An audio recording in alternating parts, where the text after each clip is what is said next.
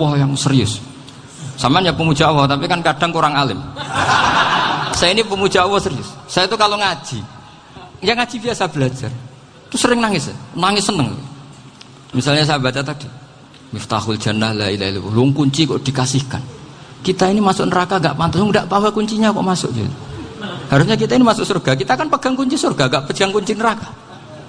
Maka aneh kalau kamu masuk neraka itu aneh. Coba kita pegang kunci surga apa kunci neraka? Tapi kadang teman saya suka neraka ora ono kuncine. Karena tidak ada pintunya. Terus saya bilang, kamu kok tahu? Memangnya mau ke sana kata saya. Saya tidak punya rencana tahu neraka. Dan saya meskipun guyon itu serius. Bedanya orang alim sama ndak itu di situ. Kalau orang alim itu guyon itu masih benar, masih serius. Coba saya bacakan ayatnya. Ala inna auliya Allahi la khaufun alaihim wa lahum yahzanun. Terus lahumul busyra fil hayatid dunya fil akhirah. Artinya kalau mungkar nangkir dengan penampilan garang gitu, berarti ada ketakutan apa enggak?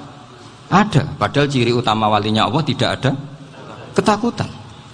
Makanya itu termasuk dalilnya Sayyid Muhammad. Tidak semua orang alami seperti itu, karena wali-wali itu la khaufun alaihim wa lahum yahzanun. Wah anak kiai temu karena kerja buat tidur wedek. Iku dreseke ora kok pertanyaan tok nak konan santri piye. Lho isen wis kiai dihanjuti mungkar nakir. Malu gak kira-kira? Mesti pelengahan konan santri piye. Nak jawabannya gampang karena pernah ngajar tauhid. Makanya Sayyidina Ali ini ceritanya ada di kitab Nurul Dholam. Sama lihat di kitab Nurul Dholam karangannya Syekh Nawawi Banten. Itu Sayyidina Ali itu ya, andekan orang biasa mungkin ya agak-agak hasud, tapi ini wali gak boleh kamu katakan hasud.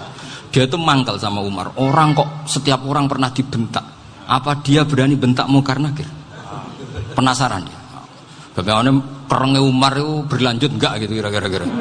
Akhirnya minta, ya Allah saya minta kasyaf. Ya karena yang minta Sayyidina Ali karena mau wajah dituruti sama kasyaf.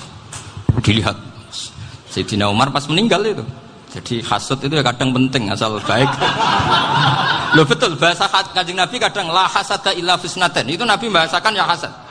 Gus Verson saja yang nafsirkan ghobtoh itu kan gaya-gayanan sebagai ulama. Aslinya Nabi ngendikannya itu la hasada illa fisnaten. Ulama yang ganti itu namanya ghobtoh. Wong Nabi sendiri nyebut hasad kok kamu tafsiri ghobtoh. Ya hasad ya hasad. Udah enggak usah ditawil-tawil pokoknya gitu. Kalau sampean enggak percaya enggak apa-apa. Kok gitu aja kok repot. Karena sampean enggak percaya kemungkinannya dua. Satu enggak ngerti. Dua sama-sama alim. Kan dari awal kalau sama-sama alim kan laisa li alimin ayyuqallida aliman akhir. Kita enggak perlu saling mengikuti. Ngapain hasud? Biasa aja. Akhirnya Sayyidina Ali kasut. Pas Umar bangun, setelah mati kan bangun, setelah meninggal bangun. Mungkar nakir datang dengan perang yang sangat garang. Itu digambarkan Sayyidina Ali, matanya itu kal kidril ghali. Kayak apa? Kendil yang apa? Menganga. Wah, seru. Sayyidina Ali senang, paling takut ini Umar. Senangnya bukan main. Wah, ini mesti takut Umar. Biasa. Ternyata enggak, Umar malah bangkit. Woi, mungkar nakir ya. Kamu tahu menghadapi siapa? Itu betul. Kamu itu menghadapi temannya ahabbal khalqi ilallah. Yang diandalkan temannya bukan dia. Kamu tahu yang kamu hadapi. Saya ini teman kekasihnya Allah. Jadi boleh kamu mengandalkan Mbak Virjon. Tapi nanti resikonya mungkar nakir tanya, itu Virjon siapa? Wah itu masalah kan. Makanya syaratnya wali itu harus ma'rufun fis sama. Di langit sudah populer. Makanya dulu ada orang yang saking seninya Abdul Qadir ditanya apa saja jamnya Abdul Qadir Al-Jilani itu aman karena beliau populer. Makanya program kita harus populer dulu di langit. Nah, itu nanti kalau dicatut oleh santri-santri nggak apa-apa. Kalau nggak populer nanti dicatat itu siapa? Masalah ini. Umar itu yang dibanggakan itu, kamu tahu saya siapa? Ya enggak tahu, saya ini temannya kekasihnya Allah. Temannya Muhammad, iya Muhammad Rasul. Wah mikir, waduh, repot. Loh di dunia aja gitu kan, temannya presiden, temannya panglima, apalagi ini temannya Sayyidul Awalin wal akhirin. Di dunia aja bilang temannya presiden, menteri, orang sudah takut, apalagi ini temannya Sayyidul Awalin. Hanya mungkar nakir terus konfirmasi sama Allah, gimana ya Allah ini ngadepi.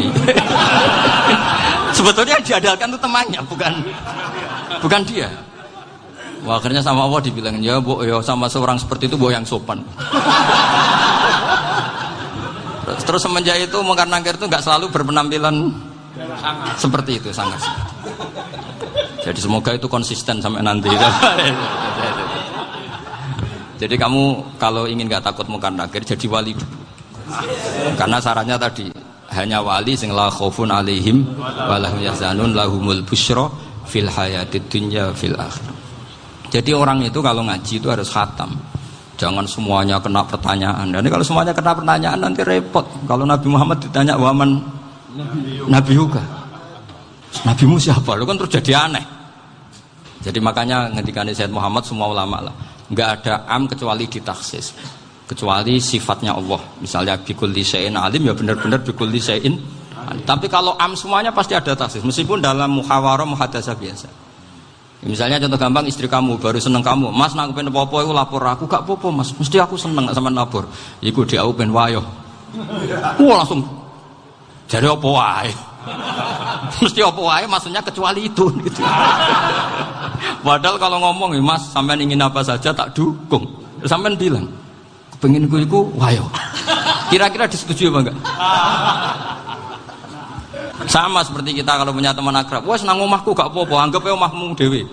Terus mlebu-mlebu kamar. Jadi tidak ada am kecuali di taksis. Artinya kalau ada cerita bahwa orang mati pasti ngalami ditanya mungkar nakir, itu pasti ada am yang di taksis. Itu pasti juga dialami para anbiya, para auliya. Karena ciri utama wali itu la khaufun alaihim walahum yahzanun.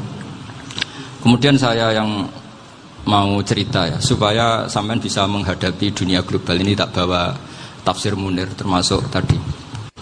Ini saya baca ini karangannya Syekh Nawawi, karena tadi kata Mbak Firjon ngaji itu harus sama orang yang bersanad. Saya ini kalah sama beliau itu berkali-kali. Secara nasab saya harus manggil Mbah. Secara silsilah ilmu saya juga kalah lagi. Saya sering disowani sama cucu-cucu Syekhona Khalil. Kiai Siddiq itu termasuk murid dekat beliau, Syekhona Khalil. Kalau itu berarti kan Gus Wirjon, Ahmad, terus Mbah Siddiq. Mbah Siddiq ngaji Syekhona Khalil. Syekhona Khalil itu pernah ngaji langsung sama Sayyid Zaini Tahlan. Berarti beliau dari Sayyid Zaini Tahlan itu baru generasi kelima. Sementara saya itu sudah ke-7 atau ke-6. Saya, Mbah Mun, Mbah Karim misalnya, Mbah Hashim, Mbah Mahfud Termas, Sayyid Abi Bakar Sato, yang ngarangnya Anatul Talibin, baru Sayyid Zaini Tahlan. Berarti saya ke-7, kalah lagi. Tapi untuk jadi wali biasanya cepat saya. Karena syaratnya jadi mbah itu ngalah demi putu. Jadi kalau beliau ngotot, saya dulu Gusti, saya mbahnya. Wah itu mbah yang nggak baik. Pasti jatahnya dikasihkan apa? Cucunya dulu. Makanya Abdul Muthalib itu orang yang dapat wangsit, tapi yang jadi nabi itu cucunya. Jadi dalil saya banyak. Sebenarnya Abdul Muthalib itu sudah sering dapat wangsit. Karena saya bahasakan wahyu, Nabi yang protes, enggak Nabi kok dapat wahyu. Tapi sebetulnya Abdul Muthalib itu masyhur. Kalimat-kalimatnya menunjukkan bahwa beliau itu sudah dapat wahyu kalau nanti cucunya itu jadi apa? Nabi. Makanya senangnya bukan main Abdul Muthalib sama Rasulullah. Putu seneng, mbah seneng putu. Jadi mungkin, jadi sampean enggak usah protes loh. Yang jadi wali kok cucunya. Dulu betul. Dulu Mbah Hamid Pasuruan itu kalau Mbah Ahmad Siddiq ke sana, Mbah Hamid Pasuruan kalau manggil Mbah Ahmad Siddiq itu paman. Tapi pamannya minta ijazah ke ponakan. Apa ya gara-gara itu memang. Kalau itu masih berlaku, apa? Ngalah tadi. Kayaknya masih apa? Hawane masih. Karena melihat tren-tren langit masih gitu kayaknya masih. Masih itu. Ya. Tapi mbahnya tetap dapat jatah, tenang saja nanti. Tapi memang sebaiknya mbah itu legowo. Rasulullah Muhammad SAW itu terkenal min dzurriyyati Ibrahim. Tapi kata Rasulullah, ana dakwatu Ibrahim wa bisyaratu Isa. Aku nganti ngene iki barokah dongane Nabi siapa? Ibrahim. Jadi dongane Nabi Ibrahim nggih tiba teng putu. Jadi banyak bukti bahwa jatuhnya ke putu gitu. Tadi saya di kamar sama beliau berduaan. Nih Mbah sing dadi wali di sini. Aku webah. Cocokan tadi. Nah, kenapa saya akhir-akhir ini gulirkan daftar wali? Kenapa? Saya ini resah ya, orang sudah ingin dicintai pejabat, dicintai tetangga, dicintai teman. Tapi kadang-kadang orang lupa lagi dicintai Allah. Makanya saya meskipun guyon, tapi ini amdan, bukan sahwan. Supaya orang punya cita-cita lagi jadi wali, ingin dicintai Allah. Kita ini terlalu lama ingin dicintai makhluk. Mbok ya naik kelas sedikit. Ingin dicintai Allah Subhanahu wa Ta'ala. Meskipun saya guyon, tapi tadi guyon saya tuh lebih serius ketimbang serius Anda. Karena tak pikir. Saya tuh kalau pergi itu seneng ngebis, bukan karena saya tidak punya mobil, tapi saya sering mau butuh itu supaya nggak diganggu. Karena saya tuh harus punya waktu sendiri. Kalau bis kan ketemu orang nggak kenal, tapi sekarang ya agak susah, banyak yang kenal. Dan susahnya lagi nggak minta ijazah, minta foto. Aduh, repot tuh. Mau dibenci itu umatnya Rasulullah Shallallahu Alaihi Wasallam. Mau disetujui itu sanatnya mana? Kalau ketemu orang alim minta apa? Foto. Itu nggak ada sanatnya. Nggak tahu saya itu mazhab dari mana itu. Ya mazhab milenial yang jelas itu kan. Ini tak baca ya biar dapat. Karena ini kenangan saya sama Mbak Ahmad Siddiq. Saya masih ingat betul beliau ngisi hallnya Mbak Abdullah bin Umar, berarti abahnya Mbak Hamid.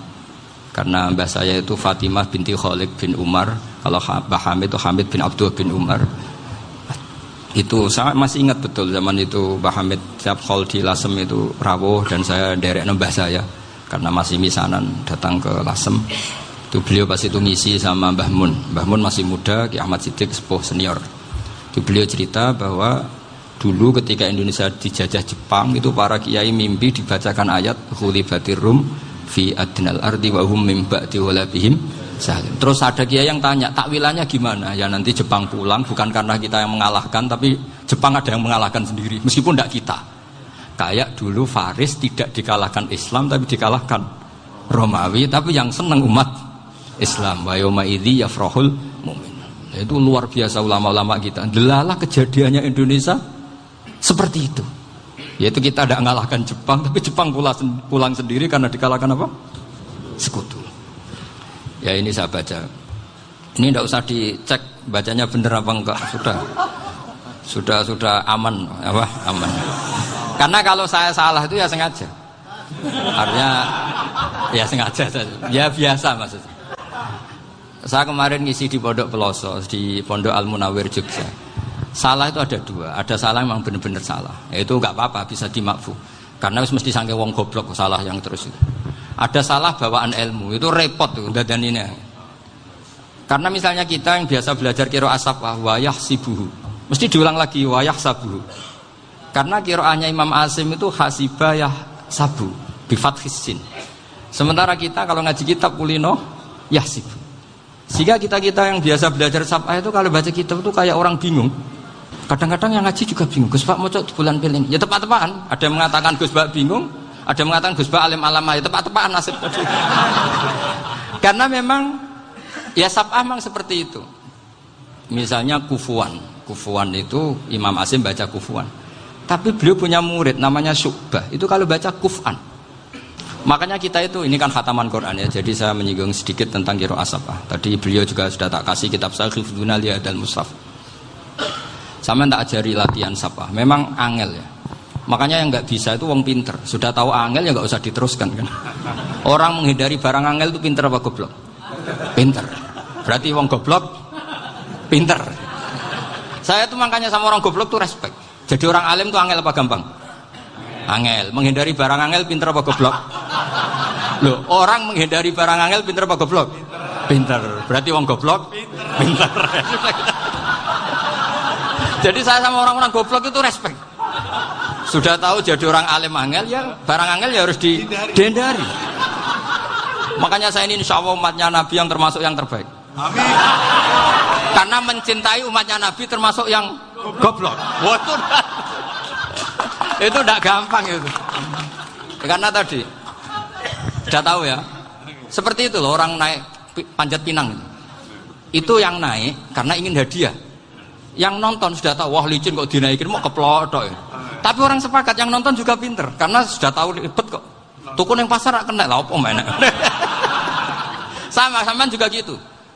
Ngalim tafsir angel, ngalim fikih angel. Nek karek ngaji ngrekam kan gampang. Itu pinter apa goblok? Pinter. Iya. Makanya kula niku mbok burohno ngono tok. Saya tadi dinasihati Mbak Firjon, muga-muga hati saya selamat. Saya itu meskipun kata orang banyak, muhibbin saya banyak, tapi saya insya Allah tidak riya. Saya itu pakai kitab namanya Tasbidul Fuad, itu karangannya Said Abdul Al-Haddad. Ketika beliau punya muhibbin banyak ditanya, bagaimana ya Habib Anda menjaga hati Anda? Jamnya Said Abdul Al-Haddad itu unik. Innama azzamu Allah. Mereka itu sebenarnya menghormati Allah, cuma butuh sarana, dan itu saya. Jadi saya tahu sampean semua itu mencintai Quran, mencintai sunnah Rasul, mencintai hadis-hadis Rasul. Cuma sampean kan karena nggak paham, terus manfaatkan saya. Jadi sebenarnya saya ini korban. Korban. Jadi saya mau riak gimana? Korban kok mau. Bangganya di mana tuh? Coba sampean misalnya ngaji tafsir, belajar sendiri kan susah. Terkibnya susah, maknanya susah, bahkan beli kitabnya kadang nggak kuat. Loh, untuk jadi alim tafsir itu kan harus beli kitab. Loh, saya sering belajar kitab itu jutaan. Tafsir Tobari, saya pernah beli kitab Fakhrur Razi itu berapa coba? 27 jilid. Karangannya Fakhrur, belum karangannya ulama modern, Imam Sya'rawi. Itu berapa jilid? Itu jutaan. Saya kemarin juga dihadiahi kitab Pak Quraish Shihab namanya Faidul Bari fi Syarhil Bukhari. Pak Quraish Shihab yang terkenal. Dia sering diskusi sama saya. Saya ngasih hadiah beliau ngasih hadiah saya. Oh itu harganya nggak kuat. Tidak kuat kadang di Indonesia nggak ada coba. Dan sama orang hebat menghindari kesulitan itu. Nah, kesulitan itu sebab ngaji ikut, kalau nggak paham dirukok rekamannya sudah gitu. Pinter mana sampean sama saya? Pinter sampean kan? Bikin sosis susah, beli aja kok repot kan. Nah, makanya nggak boleh orang bilang, wah aku goblok reso tafsir, aku wong pinter. Makanya nanti kalau saya ketemu Nabi tidak termasuk orang yang mentahkir orang Islam. Kafa bil mari isman ayah kira akhahul muslim. Jadi cukup orang itu dosa kalau menyepelekan orang Islam. Termasuk darani sampean goblok itu dosa. Caranya nggak darani goblok ya tadi di logika tadi. Alim itu angel. Ngendari angel itu pinter. Berarti wong bodoh. Pinter ya sudah gitu. Tapi tetap bodoh. Tapi ini satu cara untuk saya respect gitu. Coba orang yang ngaji tafsir saya banyak, mungkin ribuan. Itu sebetulnya mencintai Quran. Karena Quran adalah kitab suci yang panduannya umat Islam. Sangat mencintai Quran. Terus kemudian mereka nggak paham. Terus mencari orang yang memahamkan. Burohno lah cara jawabannya. Terus keren saya itu di mana coba? Lah terus mereka kurang ajarnya gini, kalau paham itu ya alhamdulillah paham. Kowe nak ngaji Gus Bae ngono tok. Tapi nek ora paham, ora nyalano akale. Mari Gus Bae nerangno cepet mulane gak paham. Ora kok nyalano teke sing lelet. Oh itu kan Masya Allah, naudzubillah tenan. Sebetulnya tingkat kurang ajarnya tinggi Gus sebenarnya. Jadi kalau nggak paham itu kadang nggak nyalahno uteke. Kayak mau misalnya, mau mari mikir aja jelas. Padahal misalnya jelas orang mesti paham, bodoh. Paham? Jadi kata Said Abdul Haddad, innama azzamu Allah. Sebenarnya mereka itu sangat menghormati Allah. Makanya kita nggak perlu mengatakan wasilah itu kafir, nggak akan. Karena orang tawasul sama Rasulullah itu ingin dapat ridhonya Allah lewat orang yang dicintai Allah. Kita mencintai wali sebenarnya, wah itu kekasih Allah. Kita mencintai itu karena mencintai Allah. Sama seperti gini, kamu mencintai kangkung apa enggak? Sebenarnya sama sekali enggak. Tapi kamu ingin sehat, ada asupan gizi. Kamu ingin tubuh kamu sehat, butuh asupan gizi. Kemudian kamu makan kangkung. Apa terus kamu cinta kangkung kan enggak? Cinta kesehatan kamu sama. Orang yang mencintai saya sebenarnya ingin kepuasan rohani. Saya kan termasuk kiai yang torekonya gampang. Ini swarga kan akhirnya penggemarnya banyak. Coba kalau kamu neraka. Jadi sebetulnya Anda mencintai kepuasan Anda sendiri. Nah, saya ini korban. Makanya untuk masuk surga cepat saya, korban itu cepat. Da'watul mazlum la turaddu kan gitu. Laisa bainahu wa bainallah hijab. Jadi saya kalau donga langsung seret langit. Karena mazlum. Saya sinau tafsir itu, Mbak, sampean bayangkan ada tafsir itu sudah 27 jilid. Sing ngarang Fakhrur Razi itu bulatnya bukan main. Karena dia ahli filsafat. Bulatnya Masya Allah. Sudah gitu sinau Jalalain kadang dikomen oleh Sawi. Sudah kita percaya Jalalain jebule dibuli Sawi. Percaya Sawi dikandani, "Oh iku Maliki ra Safi." Oh, ribet. Sudah gitu sinau Qurtubi, sinau tafsir Tabari itu susahnya. Belinya susah, belajarnya susah. Padahal saya punya keluarga, punya istri, punya anak. Bayangkan kalau istri saya rewel kayak istri sampean. Wah itu, tapi alhamdulillah enggak. Sama sekali enggak. Allah sudah milihkan, wah ini bahaya kalau punya istri rewel. Imam Sibawai itu kitabnya banyak, tapi yang terbukukan hanya kitab Sibawai. Karena beliau kalau sudah belajar lupa istri. Hanya pas beliau di pasar, kitabnya dibakar semua sama istrinya. Karena dianggap saingannya. Ternyata yang dicerai tidak kitabnya, malah istrinya. Itu Imam siapa? Sibawai. Tapi alhamdulillah kitab saya nggak terbakar, aman. Saya teruskan ya. Jadi untuk menjaga riya dilatih innama azzamu Allah. Sebenarnya mereka itu menghormati Allah. Sehingga wasail-wasail itu sebenarnya nggak pernah jadi subjek pelaku utama, enggak. Tetap Allah. Sebab itu kata Sayyid Muhammad, kamu kok mengatakan wasilah itu kafir itu gimana? Ketika innallaha qad ba'atsa lakum taluta malika. Talut itu ya manusia. PD-nya itu apa? Inna ayata mulkihi ayyatiyakumut tabut fihi sakinatum mir rabbikum wa baqiyatum mimma taraka alu Musa wa alu Haruna tahmiluhul malaikah. Jadi beliau PD itu kalau bawa sunduk semacam peti sakti, sing di situ ada baqiyatum mimma taraka alu Musa wa alu Haruna tahmiluhul malaikah. Ya kayak semacam jimat, tapi saya bukan mensyariatkan jimat enggak, karena nanti banyak penjual yang pembohong juga gitu loh. Cuma cerita, kamu tidak usah mengatakan kafir. Dulu Talut PD-nya kalau bawa sunduk semacam peti kesaktian yang di situ ada baqiyatum mimma taraka alu Musa wa alu Haruna tahmiluhul malaika. Sehingga Khalid bin Walid meskipun beliau sahabat dan menyaksikan wajah Rasulullah sallallahu alaihi wasallam, itu bawa sya'aratun min sya'aratihi Rasulullah sallallahu alaihi wasallam, bawa rambutnya Nabi. Perang kemana-mana itu diletakkan di pecinya. Nanti sampai tanya lagi, masa pakai peci Khalid bin Walid ini? Wah panjang, sampai itu repot. Sampai tak warai ngaji usul fikih. Usul fikih itu kalau ngaji itu ada istilah tangkihul manat. Ini mesti ini wilayah yang kita bisa berdebat sama Mbah Firjon. Dulu itu musuh saya karena saya makili Anwar, beliau makili Peloso. Tapi tahu-tahu kalah tua terus saya mengundurkan diri. Di fikih itu ada istilah, ada tangkihul manat, ada tahqiqul manat, ada tangkihul manat. Tangkih itu kira-kira gini, lafadz hadis itu dibuang sekian untuk tahu bahwa itu madarul hukmi. Misalnya gini, tak beri contoh paling gampang. Sama harus paham, kalau nggak paham nggak pinter-pinter. Ja'a a'rabiyun ila Rasulillah sallallahu alaihi wasallam. Ya karena ini menghormati Mbah Ahmad Siddiq, saya orang alim, jadi ngaji ini tetap ada suasana alim. Ya harus ada suasana alim, nggak perlu jadi orang alim tadi susah. Sudah ngindari susah itu pintar, sudah itu aja. Jadi orang alim susah, ngindari barang susah pintar. Berarti orang tidak alim pintar. Nah, meskipun tetap sudah kita itu pegangi sampai mati nanti. Loh, jadi orang alim itu repot. Itu kata Imam Ghazali, kalau orang alim kalau mau masuk surga itu sama Allah nggak boleh. Kif, kamu nggak boleh langsung masuk surga. Coba cari umat kamu, syafaati dulu. Nah, saya takut nyari sampean tidak bisa kembali. Saya tidak punya rencana itu. Pokoknya mau masuk.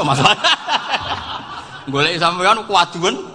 Aduan balik raroh dewe, wah repot nanti saya. Berat jadi orang alim itu berat. Ya saya teruskan ya. Ada tangkihul manat. Ja'a a'rabiyun ila Rasulillah sallallahu alaihi wasallam. Faqala ahlaktu wa ma ahlakaka qal waqatu imraati fi nahari Ramadan. Ya sidang kita, saya ini rusak ya Rasulullah. Kenapa? Karena saya menjima istri saya fina hari Ramadan. Terus kata Nabi, kamu harus bayar kafarah. Kenapa Nabi kafarah? Puasa 2 bulan. Wong baru 1 hari aja terjadi gitu kok disuruh puasa 2 bulan. Ya tidak kuat ya Rasulullah. Baru berapa hari saya puasa aja kecelakaan seperti itu. Apalagi kalau sampai 2 bulan. Tidak ya Rasulullah. Ya sudah kalau gitu kamu pertama ngasih makan apa? Itku rokobah kan, pertama merdekakan budak. Tapi kan sekarang nggak ada budak, makanya terus sekarang langsung puasa. Wah ini nggak bisa semua. Ya sudah ngasih makan orang 60. Kasihkan siapa ya Rasul? Ya orang fakir. Saya ini paling fakir. Di kampung saya ini orang paling fakir. Jadi mulai dulu orang fakir itu hubungan suami istri itu paling lancar. Mulai dulu. Makanya orang fakir itu anaknya banyak. Karena hiburannya hanya itu. Wong Ramadan aja. Coba. Mau ke ATM nggak punya uang, mau antri di bank nggak punya, mau apa coba? Itu mulai dulu. Ini sanadnya mutasil. Wah, akhirnya sudah sanksinya kan tadi ya idku raqabah atau puasa 2 bulan berturut-turut atau ngasih makan 60 orang miskin. Lalu kata ahli usul fikih, kata Arabi dibuang, nggak menjadi catatan hukum. Orang kota pun kalau melakukan itu juga kena sanksi yang sama. Imro'atau juga dibuang. Andai kan itu dilakukan untuk amatnya juga ketentuannya sama. Nah sekarang perdebatan antara Imam Syafi'i dan Imam Malik begini. Sekarang pertanyaan gini, jima istri itu hukumnya boleh apa haram? Boleh kan? Lalu kalau ada orang tanpa udzur kemudian makan siang-siang, cara Imam Malik hukumnya sama, harus kena sanksi yang sama. Karena sama-sama hadku hurmati Ramadan bi ghairi udzrin syar'iyyin. Sama-sama merusak hukum Ramadan tanpa udzur syar'. Lo jima itu tidak zina. Kan hukumnya jaiz. Nah, sekarang makan hukumnya jaiz, harusnya juga kena ketentuan yang sama. Cara pikirannya Imam Malik. Nah, alhamdulillah Imam Syafi'i gak setuju. Wah, cara setuju repot. Bahkan orang-orang Syafi'i sudah punya khilaf, kalau gitu minum dulu. Iya, biar gak kena. Iya, biar iftarnya pakai minum. Setelah minum baru jima kan. Ya. Ini sudah menyiapkan khilafnya. Ini khas Syafi'i ini, bongsong rekayasa hukum. Nanti bisa belajar jauh cara ngakali hukum. Makanya guyonan yang masyhur Gus Dur itu gitu. Ada seorang kiai atau Gus lah, ya punya salah, namanya manusia kan punya salah, entah cangkruk entah apa, pokoknya punya salah. Ada wartawan yang ngiranya semua kiai itu orang suci, sehingga tanya sama Gus Dur, Gus itu ada kiai kok, ya pokoknya salah lah. Gitu. Tapi jangan bayangkan dosa besar, enggak, kecil-kecil aja. Itu gimana itu? Padahal kiai kan orang suci. Jawabnya Gus Dur lucu. Ya justru yang boleh salah itu para kiai, kalau kamu nggak boleh. Loh, kok bisa Gus? Karena mereka tahu caranya tobat. Repot. Kalau kamu nggak tahu caranya, sama pelanggaran hukum itu ya harus pakar-pakar hukum. Itu yang tahu caranya rekayasa. Kalau kamu ya kena pasal kan ya. Jadi kamu jangan niru saya. Saya ini punya sekian cara untuk pembuktian. Nah, itu namanya khilaf. Makanya kata Sayyid Muhammad, kamu tidak usah anti khilaf. Karena Abu Hanifah itu membolehkan khilaf. Kitabul khiyal. Yang penting kamu soleh dulu. Setelah soleh nanti Allah maklumi. Soleh dulu, syaratnya soleh dulu. Kalau tidak soleh jangan. Contohnya gini, ada orang mau puasa lemes sekali, mau makan. Gampang. Kalau langsung makan kan kayak hadku hormati Ramadan biwiri udrin syar'iyyin. Aku langsung mau jembera sowan Mbah Firjon. Sudah status saya apa? Musafir. Nah, sudah berangkat aja sampai Tuban makan. Nanti kalau nggak jadi ya nggak apa-apa sudah. Kan mulai pergi sudah musafir. Saya tidak tahu nanti malaikat tertarik gebuki nggak tahu.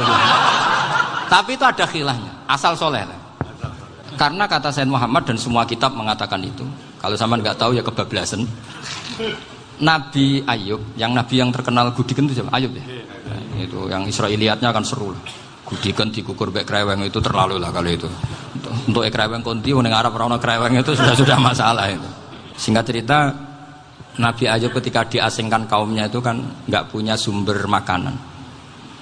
Lah orang lelaki itu mulai dulu egois. Istrinya Nabi Ayub itu cantik sekali. Udah cantik, rambutnya bagus. Makanya kamu nggak usah tanya kenapa istrinya kayak banyak yang cantik. Ya, nah warasatul anbiya nggak boleh gitu. Kalau nggak cantik ya warasatul anbiya dari segi balak. Istrinya Nabi itu semuanya cantik. Nggak usah tanya sebabnya apa, pokoknya gitu, semuanya cantik. Singkat cerita, beberapa kali istrinya Nabi Ayub itu kerja demi bisa nafkahi Nabi siapa? Suatu saat itu tidak ada pekerjaan yang cukup untuk beli roti. Satu-satunya peluang dapat rezeki itu putrinya raja itu rambutnya berondolin. Terus ada sayembara siapa yang rambutnya bagus mau dibeli. Sampai rambutnya istrinya Nabi Ayub itu dijual. Nabi Ayub tersinggung karena itu mengurangi kecantikan. Jadi lelaki mulai dulu gitu. Udah nggak urun kalau istrinya nggak cantik itu komplain. Itu khasnya lelaki. Jadi kalau kamu gitu ada sanadnya juga, tenang saja ya. Komplain ya pegawaian itu. Saking mangkelnya Nabi Ayub terus ngendikan la adriban naki mi'ata sautin. Kamu akan saya pukuli dengan mi'ata sautin atau dengan 100 jambuan. Atau mi'ata dikhtin atau mi'ata apalah sesuai konteks zaman itu. Engko namune pecut tuku konti kok ribet lagi. Singkat cerita, akhirnya ketahuan bahwa istrinya menjual itu demi Nabi Ayub.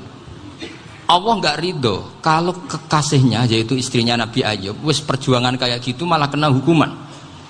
Tapi Allah juga nggak ingin kekasihnya yang bernama Ayub melanggar sumpah. Padahal beliau sudah sumpah, wallahi demi Allah nanti tak pukul dengan 100 kali. 100 kali dengan lidi lah misalnya, contoh yang gampang tuh lidi. Akhirnya sama Allah dikasih satu solusi. Wa khud biyadika dikhtan fadrib bihi wala tahnas. Ya sudah, lidi itu ikat jumlahnya 100. Terus pukul sekali saja. Anggap saja sudah 100. Iku pangeran sing wari ngakali ngono iku pangeran. Tapi syaratnya soleh. Syaratnya soleh. Jadi kalau kamu anti khilaf berarti anti ajarannya Allah di ayat itu. Wa khud biyadika dikhtan fadrib bihi wala tahnas.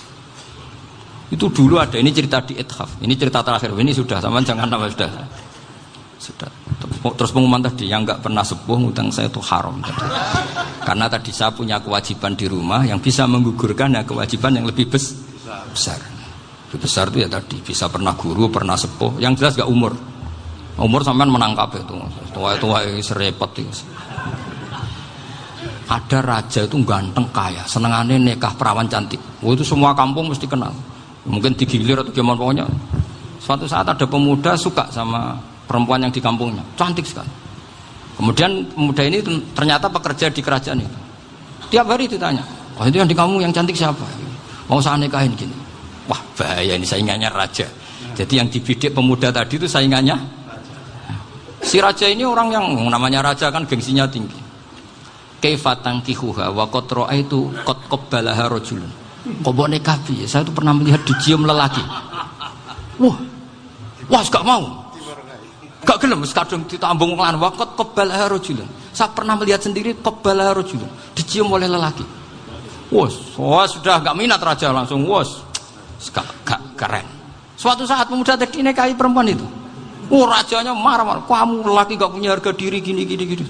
Gak punya selera, gak punya harga diri, sudah pernah dicium orang kok tetap dinikah. Bilang ke raja, takrif manir rojul, lelaki itu siapa? Abuha. Kamu tahu lelaki itu siapa?